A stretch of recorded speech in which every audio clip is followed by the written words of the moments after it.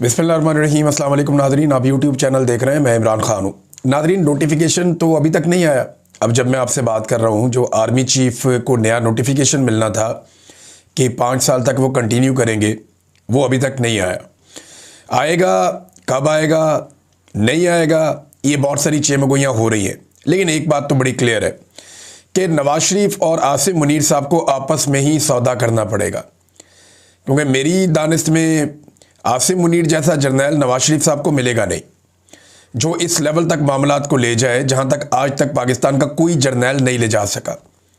पाकिस्तान में डिक्टेटर्स भी आए हैं, पाकिस्तान के अंदर बड़ी तबाही फिरी रही है, जमहूरियत को बहुत मरतबा अंडरमाइन किया गया, लेकिन इसके बावजूद ये पहली मरतबा पाकिस्तान में कोई ऐसा मिलिट्री जर्नल आया जिसके दौर में ख़वातीन तक के ऊपर हाथ डाला गया, बहुओं, बेटियों और बहनों तक पे हाथ डाला गया।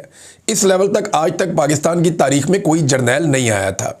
चादर और चार दीवारी फिर भी महफूज रही थी, चाहे वो ज़िया-उल-हक का दौर हो, चाहे वो किसी का भी दौर हो। अयूब खान के दौर में फ़ातिमा जिन्ना मादर मिल्लत के ऊपर अटैक किया गया, उनके ऊपर घटिया चीज़ें की गई, लेकिन जो ख़वातीन थी, नॉर्मली जो अवाम थी, वहाँ पे ख़वातीन महफूज रहीं। लेकिन इस मरतबा माओ, बहनों, बेटियों, बहुओं का भी ख्याल नहीं रखा गया। तो नवाज शरीफ को इस लेवल तक जाने वाला दूसरा कोई और जर्नैल मुझे नहीं लगता कि मैसर होगा जिस हद तक आसिम मुनीर साहब गए हैं। तो सौदा आसिम मुनीर और मियाँ नवाज शरीफ साहब के बीच में ही होगा, जो मर्जी कर लें। अब नोटिफिकेशन जो है, इसमें अफसार आलम साहब ने भी एक स्टेटमेंट दे के एक नई कहानी सुना दी है, और जो अफसार आलम साहब कहानी सुना रहे हैं वो गवर्नेंस की है। वो मैं आपको बताता हूँ क्या है, लेकिन मेरे ख्याल में वो भी छोटा इशू है। गवर्नेंस पाकिस्तान की मिलिट्री एस्टेब्लिशमेंट यानी फौजी क़यादत या सियासी क़यादत का तो इशू ही नहीं है। इनका इशू पाकिस्तान भी नहीं है। इनका इशू अपना अपना ज़ाती मफाद, अपनी अपनी सियासत और अपनी अपनी कुर्सी है, और उसके लिए ये दुबले हुए फिरते हैं। अब देखें ना, अफसार आलम कह रहे हैं कि फ़ौज सिविलियन हुकूमत पर उंगलियाँ उठा रही है कि उनसे मईशत नहीं चल रही, और ना ही तकरीरियाँ मेरिट पे हो रही हैं, काबीना में करप्ट लोग लगाए गए हैं। दूसरी तरफ जो सिविल हुकूमत है वो अपनी कारकर्दगी बेहतर करने की बजाय ये कहती है कि आप कौन सा दूध से धुले हुए हैं, आपके अंदर भी तो फलां फलां बंदा इतना इतना माल बना रहा है। इल्ज़ामात के खेल में नुकसान पाकिस्तान का हो रहा है और पाकिस्तान के लोगों का हो रहा है। हकीकत यही है कि सिविल मिलिट्री दोनों अतराफ करप्शन और नाअहल अफराद दोनों तरफ मौजूद है। अच्छा, ये अब अफसार आलम साहब कह रहे हैं कि वो ये हकीकत जानते हैं। अफसार आलम वो सहाफ़ी हैं जो इस वक्त एस्टेब्लिशमेंट के चहीते हैं, और एस्टेब्लिशमेंट की तरफ से उन्हें सत्ते खैर है, और आजकल उनका सर कढ़ाई में है, सारी उंगलियां घी में। तो आजकल तो वो कुछ भी कह सकते हैं, लेकिन उनका ये मानना है कि चाहे PMLN की हुकूमत है जिसके वो बड़े करीबी हैं, नवाज शरीफ साहब ने उनको ओहदे भी दिए माजी में, वो नवाज शरीफ और मरीम नवाज की गाड़ी में ट्रैवल भी करते हैं, और बड़ी कुर्बतें हैं उनकी शरीफ ख़ानदान के साथ, और साथ में उनकी मिलिट्री एस्टेब्लिशमेंट के साथ भी बड़ी कुर्बतें हैं। तो वो ये कह रहे हैं कि ना सिर्फ जर्नैल करप्ट है इस वक्त, वो 2 नंबरी और बेईमानी कर रहे हैं, बल्कि जो PMLN की कैबिनेट है वो भी करप्ट है, वहाँ पे भी 2 नंबरी और बेईमानी हो रही है, और उनका ये फरमाना है कि काफ़ी ज़्यादा हो रही है। ये इस हकीकत से पर्दा उठा रहे हैं अफसार आलम साहब। अब मामला है क्या? देखिए, पहले तो ख्वाजा आसिफ साहब का स्टेटमेंट आप देख लें कि ख्वाजा आसिफ साहब ने इसमें क्लैरिटी लेकर आए, और उन्होंने कहा जी कि ये जो नोटिफिकेशन है इसके बारे में गैर ज़रूरी और गैर जिम्मेदाराना क्या सराहियाँ हो रही हैं, और इस अमल का आगाज़ कर दिया गया है। एक नोटिफिकेशन ही लिखना है, अमल का आगाज़ कर दिया गया है। वज़ीर आज़म जल्दी वापस आ जाएंगे, मुनासिब वक्त पर नोटिफिकेशन जारी कर दिया जाएगा, और क्यास आराइयाँ ना की जाएँ। ये जनाब ख्वाजा आसिफ साहब ने इसके बारे में एक स्टेटमेंट भी दे दिया। अब वज़ीर दिफा है ना, वज़ीर दिफा के अंडर आता है सेक्रेटरी दिफा, और सेक्रेटरी दिफा के अंडर आता है आर्मी चीफ। उसूल तो ये है। तो वज़ीर दिफा ने कहा तो मान लेना चाहिए कि नोटिफिकेशन हो जाएगा, और मामला वही है कि सौदा आसिम मुनीर और नवाज शरीफ के बीच में ही होगा। किसी तीसरे के बीच में आने के इम्कानात बड़े महदूद हैं। अब अफसार आलम साहब ये बताते हैं कि आसिम मुनीर साहब ने जो सिक्योरिटी वर्कशॉप एक चल रही थी, वहाँ पे जब वो आए तो उन्होंने बंद कमरे में खिताब किया। उसमें उन्होंने एक जुमला बोला और एक नवाज शरीफ का जुमला, तो ये दोनों जुमले उन्होंने आमने सामने खड़े करके ये तासुर दिया जैसे सिविल मिलिट्री ताल्लुकात ख़राब हो रहे हैं। जुमला सिंपल ये था कि जनाब, आप 2 ख़ानदानों के ग़ुलाम हैं या आप 2 लोगों के ग़ुलाम हैं। तो अफसार आलम साहब को लगता है कि वो 2 लोग जरदारी और शरीफ हैं, और इनके गुलाम हैं। अब उनको तकलीफ यह है कि इमरान खान का नाम क्यों नहीं लिया। तो इमरान खान साहब की पार्टी तो गुलामी करती नहीं, सादी सी बात है। मैंने देखा पाकिस्तान तरीके इंसाफ के लोगों ने जितनी इमरान खान पे तनकीद की कोई सोच भी नहीं सकता। जब इमरान खान साहब कोई गलत चीज़ कर लेते हैं, पाकिस्तान की किसी पॉलिटिकल पार्टी के फॉलोअर्स ने अपनी लीडरशिप के फैसलों को इस तरह क्रिटिकली नहीं देखा जिस तरह पाकिस्तान तरीके इंसाफ के लोगों ने देखा। चाहे वो उस्मान मुज़दार का फैसला हो, चाहे वो दीगर फैसले हों, तो इमरान खान साहब के सही फैसलों को जिस तरह सपोर्ट करते हैं पाकिस्तान तरीके इंसाफ के लोग या कारकुन, उसी तरह जब उन्हें लगता है कोई फैसला गलत है तो वो उसके सामने भी आकर खड़े होते हैं। तो ये पाकिस्तान तरीके इंसाफ में एक थोड़ी सी चीज़ मुख्तलिफ है। एक दौर में ये चीज़ कुछ हद तक पाकिस्तान पीपल्स पार्टी में हुआ करती थी, जब बेनज़ीर भुट्टो नई नई पाकिस्तान वापस आई थी ज़िया-उल हक के तैयारे के हादसे के बाद। लेकिन फिर हमने देखा कि आहिस्ता आहिस्ता पीपल्स पार्टी में से ये चीज़ ख़त्म होती गई और जरदारियों का मुकम्मल कंट्रोल इस पॉलिटिकल पार्टी के ऊपर हो गया। अब नाज़रीन, रोला जो है ना वो परफॉर्मेंस का बताया जा रहा है। फौजी कहते हैं कि सिविलियन काम नहीं कर रहे, सिविलियन कहते हैं कि फौजी काम नहीं कर रहे। वो कहते हैं जी हम काम करें, आपकी ख्वाहिशें पूरी करें। तो देखें, इसको ज़रा और सिंप्लीफाई कर देते हैं। इसको मज़ीद सिंपल आप ऐसे कर दें कि काम चल ही नहीं रहा। अब आप चाहे एक के ऊपर डालें या दूसरे के ऊपर डालें, काम चलना ही नहीं है। ये जो कह रहे हैं ना फौजी भी पैसे कमा रहे हैं, शहजाद अकबर साहब ने एक खबर दी। उन्होंने बताया कि जनाब एक बड़े फौजी का भाई उठाया गया, बड़ा बदनाम है।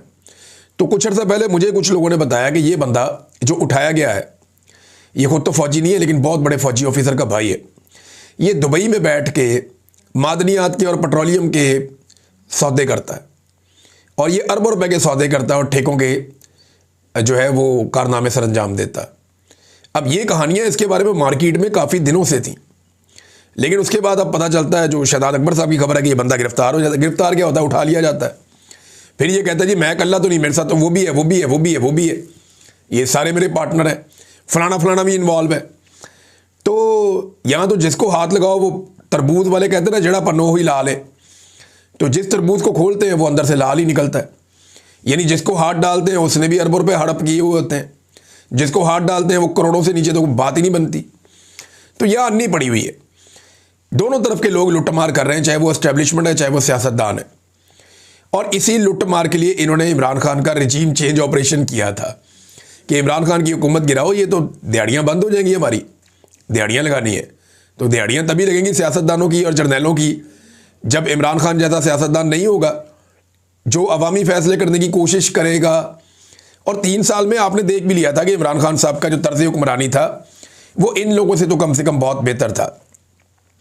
अब मुल्क इनसे संभल नहीं रहा और दोनों तरफैन जो हैं वो इमरान खान पे इल्ज़ामात लगा लगा के थक भी गए। यानी पहले तो बड़ा आसान था ना कि इमरान खान पे इल्ज़ाम लगा दो, ये कह दो ये भी इमरान खान की वजह से हुआ, मईशत इमरान खान की वजह से तबाह हुई। अब जनाब 4 साल के बाद आप इमरान खान पे कैसे इल्ज़ाम लगा सकते हैं? 2022 की 21 की कहानी आप 2025-26 में नहीं सुना सकते।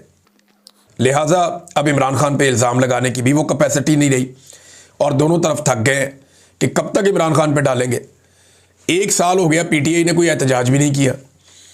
वो छोटा मोटा जलसा जुलूस तो हर पॉलिटिकल पार्टी करती है और मेरे ख्याल में जमात इस्लामी ने पाकिस्तान तरीके इंसाफ से ज़्यादा पॉलिटिकल एक्टिविटीज़ की हैं, बड़े बड़े जलसे किए हैं, हर शहर के अंदर किए हैं। पीटीआई को तो करने ही नहीं दिया गया। तो 1 साल हो गया, पाकिस्तान तरीके इंसाफ ने कोई एहतजाजी सियासत भी नहीं की। वो ज़्यादा से ज़्यादा बेचारे चंद बंदे इकट्ठे होकर अडियाला जेल के बाहर चले जाते हैं, वहाँ 4 नारे लगा देते हैं। इसके अलावा तो उन्होंने कोई बड़ा सियासी एहतजाज या कोई लॉन्ग मार्च या ऐसी कोई चीज़ नहीं की जिसके बाद ये कहें कि जनाब वो अदम इस्तेहकाम का शिकार कर रहे हैं पाकिस्तान तरीके इंसाफ वाले हुकूमत को, या वो काम चलने नहीं दे रहे। तो अब पाकिस्तान तरीके इंसाफ ने कुछ किया नहीं, लेकिन इसके बावजूद इस पूरे साल के अंदर हर शोबे में तनज़ली हो रही है। यानी सिर्फ नवंबर के महीने में आप उठाकर देखें तो टैक्स कलेक्शन हुई है, ये जो FBR ने की है, इसमें 139 अरब रुपया कम इकट्ठा किया है। अंदाज़ा करें आप कि ये टैक्स भी अभी तक कलेक्ट नहीं कर पा रहे और हालात इतने पतले हैं पाकिस्तान के कि कोई चीज़ भी इनके कंट्रोल में नहीं आ रही। अब इल्ज़ामात एक दूसरे पे डाल रहे हैं, लेकिन असल मामला जो अभी भी मुझे ये लगता है बीच में फंसा हुआ है वो ये है कि नवाज शरीफ साहब इमरान खान साहब से मुस्तकिल छुटकारा चाहते हैं। उन्हें यह लगता है कि जब तक उन्हें या उनकी फैमिली को इमरान खान साहब से मुस्तकिल छुटकारा नहीं मिल जाता, तब तक उनकी सियासत इसी गड़े में पड़ी रहेगी। एस्टेब्लिशमेंट ये जानती है कि अगर इमरान खान साहब से कोई मुस्तकिल छुटकारा मिल गया शरीफ और जरदारी और मौलाना को या इनके ख़ानदानों को, तो इन्हें कंट्रोल करना नामुमकिन हो जाएगा, क्योंकि ये इमरान खान से ही तो डरते हैं। और अगर इमरान खान का डर निकल गया बीच में से, तो फिर उसके बाद ये हमारे गले पड़ जाएंगे और ये अपनी मनमानी शुरू कर देंगे। तो अब यहाँ पे आके मामला मुझे लगता है फंसा हुआ है और नोटिफिकेशन भी फंसा हुआ है। लेकिन नोटिफिकेशन हो जाएगा और सौदा आसिम मुनीर और नवाज शरीफ के बीच में ही तय होगा, क्योंकि ये नेचुरल अलाइंस है। दोनों इमरान खान से डरते हैं और डर की आप देख लेना, आपको नज़र भी आ रहा है डर। ताहयात इस्तिस्ना के अंदर भी आपको डर नज़र आ रहा है, नवाज शरीफ की बातों में भी आपको डर नज़र आता है, नवाज शरीफ ने जिस किस्म का बूट पॉलिश किया उसके अंदर भी आपको डर नज़र आता है। तो डर तो है और डर पे कंट्रोल नहीं कर पा रहे, तो ये नोटिफिकेशन हो जाएगा। अब अगर मंगल से पहले नोटिफिकेशन हो जाता है तो मंगल को इमरान खान साहब की बहनों की मुलाकात भी हो सकती है। लेकिन अगर नोटिफिकेशन नहीं होता तो फिर मामला आगे बढ़ जाएगा। अब देखते हैं, एक टाइम और दिया है पाकिस्तान तहरीक-ए-इंसाफ ने, इस दौरान में क्या होता है। नाज़रीन, अता तारड़ साहब ने इमरान खान साहब की बहनों को एक ताना दिया। ये ज़रा आप अता तारड़ साहब का स्टेटमेंट जो उन्होंने दिया, मैं पहले आपको पढ़ के सुनाता हूँ। उन्होंने कहा जी, इमरान खान की बहनें भारतीय चैनल पर मुल्क को बदनाम कर रही हैं, उन्हें चुल्लू भर पानी में डूब मरना चाहिए। यानी ये इमरान खान साहब की बहनों पर इंडियन टीवी को इंटरव्यू दे दिया। इंडियन टीवी को इंटरव्यू क्यों दिया? हम इंडिया के साथ दहशतगर्दी की लड़ाई लड़ रहे हैं, हमारी उनके साथ जंग हुई है, ये वो सारी बातें उन्होंने की और इमरान खान साहब की बहनों के ऊपर डाल दिया। अब अता तारड़ साहब, एक्चुअली जो आपने बात की है कि डूब के मर जाना चाहिए, ये तो फिर नवाज शरीफ साहब को डूब के मर जाना चाहिए। इमरान खान की बहन ने इंडियन मीडिया पे क्या डिस्कस किया? अपने भाई को डिस्कस किया, और वो कभी भी कोई वज़ीर आज़म नहीं रही, एक आम औरत है। कभी MNA MPA भी नहीं रही, एक आम औरत है। कभी सरकारी मुलाजिम भी नहीं रही, एक आम औरत है। तो उसने इंडियन टीवी को इंटरव्यू दे दिया।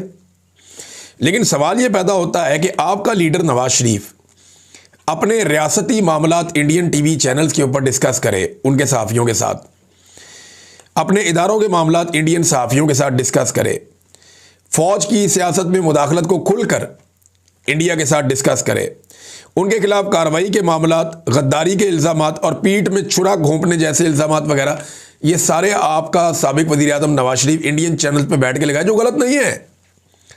यानी नवाज शरीफ ने जो बातें की मिलिट्री एस्टेब्लिशमेंट के खिलाफ, वो बातें ठीक हैं, और नवाज शरीफ ने जो बातें की वो इंडियन चैनल्स के ऊपर बैठ के की, तो उसकी चॉइस है, वो इंडियन चैनल पे बैठ के करे, अमेरिकन चैनल पे बैठ के करे, इससे क्या फ़र्क पड़ता है? तो अगर नवाज शरीफ गद्दार नहीं है या वो चुल्लू भर पानी में डूब के नहीं मर रहा, तो फिर नौरीन खानम क्यों चुल्लू भर पानी में डूब कर मर जाए? अता तारड़ साहब, इसके बारे में सोचिएगा। अगर आपको समझ आ जाए तो ठीक है, वरना फिर चुल्लू भर पानी में डूब कर मर जाइएगा, क्योंकि आपकी इतनी अकल ही नहीं है कि आपको कैबिनेट के इतने अहम ओहदे के ऊपर बिठाया जाए। जो आपको रटा देते हैं चंद अफसरान, वो आप आके पढ़ के सुना देते हैं या रटा रटाया आप आकर बोल देते हैं। अपने दिमाग से काम लीजिए। आपके लीडर ने कई मरतबा इंडियन चैनल्स को इंटरव्यू दिया। अभी कुछ अर्सा पहले आप लोगों ने इंडियन सहाफ़ियों को वेलकम किया रायवंड में, जो बहुत अच्छी बात है। आप लोगों ने नरेंद्र मोदी को वेलकम किया, जनरल मित्तल को वेलकम किया हमेशा, जो बहुत अच्छी बात है। आप लोग वहाँ नवाज शरीफ साहब जाते हैं भारत में और कश्मीरी क़यादत से नहीं मिलते, हुर्रियत रहनुमाओं से नहीं मिलते, जो मियाँ नवाज शरीफ साहब की अपनी चॉइस है। मियाँ नवाज शरीफ साहब मोदी के साथ और इंडिया के साथ बेहतरीन ताल्लुकात बनाना चाहते हैं, जो बहुत अच्छी बात है। तो अगर मियाँ नवाज शरीफ साहब गद्दार नहीं है, तो एक इंटरव्यू अपने भाई के बारे में देकर नौरीन खानम कैसे गद्दार हो सकती हैं, या उन्हें चुल्लू भर पानी में क्यों डूब मरना चाहिए? सवाल तो ये है। नाज़रीन, यहाँ पे मेरे पास एक और ख़बर है, और ख़बर यह है कि गज़ा के मामले पर या इसराइल और फ़लस्तीन के मामले पर मोहम्मद बिन सलमान और डोनाल्ड ट्रंप में जो हल्की सी तलखी हुई, जिसमें मोहम्मद बिन सलमान ने यह कहा कि जब तक फ़लस्तीनी रियासत के क़याम का मामला तय नहीं हो जाता, तब तक अब्राहम अकॉर्ड का हिस्सा बनना मुमकिन नहीं है। अब मोहम्मद बिन सलमान साहब का ये बड़ा उसूली मौक़िफ़ है। यही बात इमरान खान साहब भी करते थे। मोहम्मद बिन सलमान वली अहद है, जो सुल्तान है शाह सलमान साहब, वो भी यही बात करते हैं, मोहम्मद बिन सलमान के वालिद। और ये एक पुराना मौक़िफ़ है कि फ़लस्तीनी रियासत का क़याम अमल में लाया जाए, फिर जो इसराइली रियासत है उसको भी तस्लीम कर लिया जाएगा। लेकिन उसके लिए शराइत ये है कि 1967 की पोजीशन पे जाएं। अब मोहम्मद बिन सलमान ने यही शर्त दोबारा डोनाल्ड ट्रंप के साथ रखी, जिस पे हल्की फुल्की तलखी हुई। पाकिस्तान ने फौरी तौर पे एस्टीमेट लगाया कि यार ये क्या हो गया, हम तो सोच रहे थे सारी गेम हाथ में है, तो हम तो 4 कदम आगे निकल गए थे, हमने तो करारदाद भी पास करवा ली। उधर मोहम्मद बिन सलमान ने डोनाल्ड ट्रंप को कहा जी पैसे वैसे मैं लेकर आ रहा हूँ, इन्वेस्टमेंट मैं करूँगा यहाँ अमेरिका में, लेकिन ये जो आप इसराइल को तस्लीम करने वाली बात कर रहे हैं, इसकी कंडीशन वही है जो पहले इसकी कंडीशन थी। अब साथ ही पाकिस्तान ने भी अपना पैंतरा बदलना शुरू, पाकिस्तान के क्योंकि मास्टर्स है ना अमेरिका, सऊदीया, और पाकिस्तान ज़्यादातर सऊदीया से कंट्रोल होता है, तो पाकिस्तान के मास्टर्स जैसे ही अपनी पोजीशन बदलते हैं, पाकिस्तान भी अपनी पोजीशन को उसके मुताबिक अलाइन करता है। ख्वाजा आसिफ का स्टेटमेंट आ गया, गजा मुआहदे के हामी मुस्लिम ममालिक को अपनी पोजीशन पर दोबारा गौर करने की ज़रूरत पड़ सकती है, क्योंकि इलाके में नाजुक जंगबंदी की मुसलसल खिलाफ वर्जियाँ हो रही हैं। ख्वाजा आसिफ साहब ने देखा कैसे पैंतरा बदला है यहाँ पे। अब क्योंकि मोहम्मद बिन सलमान ने फौरी तौर पे कोई रद्द-ए-अमल नहीं दिया, तो पाकिस्तान को लगा कि हम ज़्यादा आगे ना निकल जाएं, लिहाजा अब ये पीछे हटना चाहते हैं। तो क्या ट्रंप इन्हें पीछे हटने देगा, ये भी एक सवाल है। मुझे लगता है जब भी ट्रंप का इनको फ़ोन आएगा ये जूते पॉलिश करना शुरू हो जाएंगे, क्योंकि अब तो आलमी सतह पे शहबाज शरीफ को कहा जाता है कि शू शाइन बॉय, जूते चमकाने वाला लड़का। तो शहबाज शरीफ साहब जो है वो दोबारा वही करेंगे। अब इसमें इसहाक डार साहब का एक स्टेटमेंट आया नाज़रीन, ये बड़ा इंटरेस्टिंग स्टेटमेंट है। डार साहब कहते हैं कि वज़ीर आज़म ने आर्मी चीफ से मशवरा करके फ़ौज भेजने का ऐलान किया। ये गजा में मशवरा नहीं, आर्मी चीफ के हुक्म पर, आपको ये कहना चाहिए था। वज़ीर आज़म की क्या औकात है कि आर्मी चीफ से मशवरा करे, वज़ीर आज़म सिर्फ आर्मी चीफ से हुक्म लेते हैं और जो वो कागज़ भेजते हैं उस पर दस्तखत करते हैं। ये औकात है इस वक्त पाकिस्तान के वज़ीर आज़म की, और ये मैंने इंटरनेशनली हर जगह पे ये बात की जा रही है। वज़ीर आज़म ने आर्मी चीफ से मशवरा करके फ़ौज भेजने का ऐलान किया, फ़ौज गजा भेजने के लिए हम तैयार हैं। डार साहब कह रहे हैं, वज़ीर ख़ारजा पाकिस्तान के डिप्टी वज़ीर आज़म, वो कह रहे हैं जी गजा हम फ़ौज भेजने के लिए तैयार हैं, लेकिन हमास को गैर मुसल्लह करना हमारा काम नहीं है। और तुसी उत्ते की लैन जा रहे हो। डार साहब कह रहे हैं कि फ़ौज भेजेंगे गजा में, हमास को गैर मुसल्लह करना हमारा काम नहीं है। तो फिर डार साहब वहाँ पे करारदाद के ऊपर वोट क्यों दिया था? वो करारदाद तो यही कहती है कि हमास को गैर मुसल्लह करना है और उसके लिए एक स्टेबलाइजेशन फोर्स भेजनी है। ये जो फ़ौज जाएगी इसकी जो बेसिक ड्यूटी होगी, नंबर 1 हमास को गैर मुसल्लह करना, नंबर 2 इसराइल की सरहदों की हिफाजत करना। ये 2 जिम्मेदारियां बड़ी जिम्मेदारियां हैं उस फौज की जो फौज यहां से जा रही है।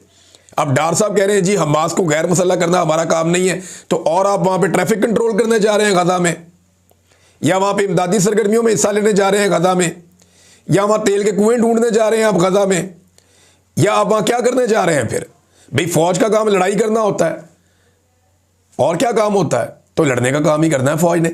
अब इसराइल से तो आपने लड़ना नहीं है, उनके साथ मिलके तो आपने करारदाद पास करवाई है, तो लड़ना तो आपको फलस्तीन के साथ पड़ेगा। तो ये नैरेटिव आप ना बनाए, आपकी फौज वही काम करेगी जो डोनाल्ड ट्रंप के तैनात किए हुए ऑफिसर्स वहां पे हुक्म देंगे। वो करना पड़ेगा, उसके अलावा गुजारा नहीं है, वो करना पड़ेगा, तभी तो आपके मामला हल होंगे। नादरीन, NA-18 हरीपुर, उसके हवाले से एक इंक्वायरी का हुक्म दे दिया। वज़ीर आला सुहेल आफरीदी ने NA-18 हरीपुर ज़िमनी इंतखाबात की इंक्वायरी का फैसला कर लिया। ये शफ़ी जान साहब जो तर्जुमान है वज़ीर आला के और ये मामले ख़ुसूसी भी हैं, उन्होंने ये बयान जारी किया।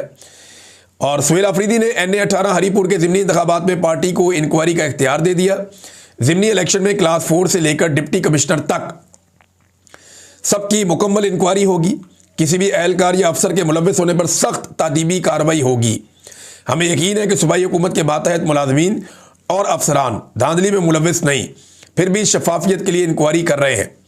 ज़िमनी इंतखाबात में मुबैना धांधली पर इलेक्शन कमीशन को रेफरेंस भेज रहे हैं। प्रिसाइडिंग अफसरान के बयानात और बयान हल्फी कलमबंद किए जा रहे हैं। ये मामले में अगर पाकिस्तान तहरीक इंसाफ ठीक तरीके से हैंडल कर गई ना, तो यहाँ धांधली में इनकी जान फंस जाएगी PMLN की, और पूरे पाकिस्तान का इलेक्शन एक्सपोज होगा। क्योंकि देखिए सारे प्रिजाइडिंग ऑफिसर वहीं से हैं और उन्होंने ही फॉर्म 45 जारी किए हैं। अब PTI के पास सारे के सारे फॉर्म 45 हैं, उन्होंने वो फॉर्म 45 लेकर जाने और प्रिजाइडिंग ऑफिसर से बयान हल्फी लेने कि जनाब ये वाले जो फॉर्म 45 है ये हमने जारी किए हुए हैं। और जब वो ये बता देंगे कि ये वाले फॉर्म 45 हमने जारी किए हुए हैं, तो उन फॉर्म 45 की बुनियाद के ऊपर पूरे इलेक्शन का रिजल्ट तब्दील हो जाएगा, इलेक्शन कमीशन भी फंस जाएगा, ये मामला अदालत में भी जा सकता है, मामला चलेगा लंबा। लेकिन ये है कि एक्सपोज बहुत बुरी तरह हो गए धांधली वाले इलेक्शन के हवाले से पाकिस्तान की वफाकी हुकूमत और एस्टेब्लिशमेंट। अब तक के लिए इतना ही, अपना ख्याल रखिएगा, अपने चैनल का भी। अल्लाह हाफ़िज़।